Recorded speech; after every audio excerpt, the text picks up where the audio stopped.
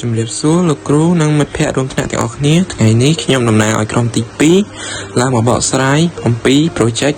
Diffuse Reflective Sensor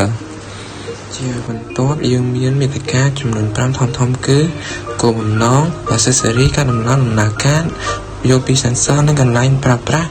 និងសេចក្តីបញ្ចប់1គោលបំណងចេះប្រើប្រាស់និងស្គាល់អំពីមុខងាររបស់វាចេះដំឡើង sensor និងយល់ដឹងអំពីអត្ថប្រយោជន៍របស់វា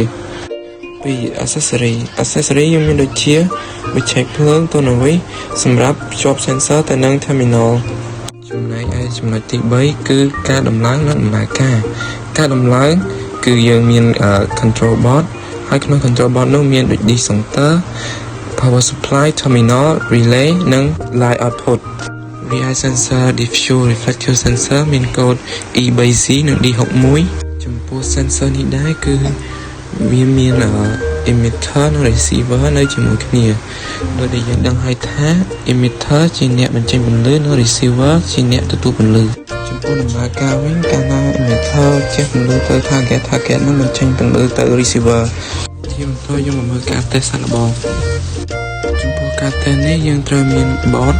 និងបង្គោលជំនួយសម្រាប់ sensor ឲ្យមានដំណឹងក្នុងការតេស្តបន្ទាប់មកយើងតខ្សែពី sensor ទៅ terminal ដោយមានខ្សែខ្មៅ output Q ដកនិងថ្នោតបូកនៅពេលដំឡើងរួចយើងធ្វើការបើក disjunction ដើម្បីតេស្តហើយការតេស្តនេះគឺយើងជ្រើសរើសយក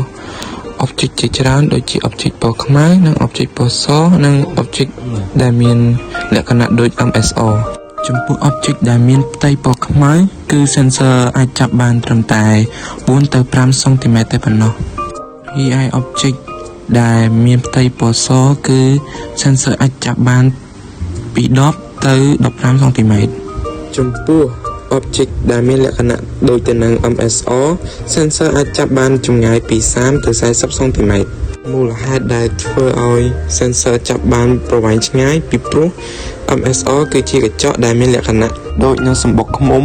ហើយ MSR នេះអាចបញ្ចេញទម្រង់ត្រឡប់ពន្លឺបានច្បាស់ល្អចូលមកដល់ចំណុចទី4ពន្យល់ពី sensor និងកន្លែងដែលប្រើប្រាស់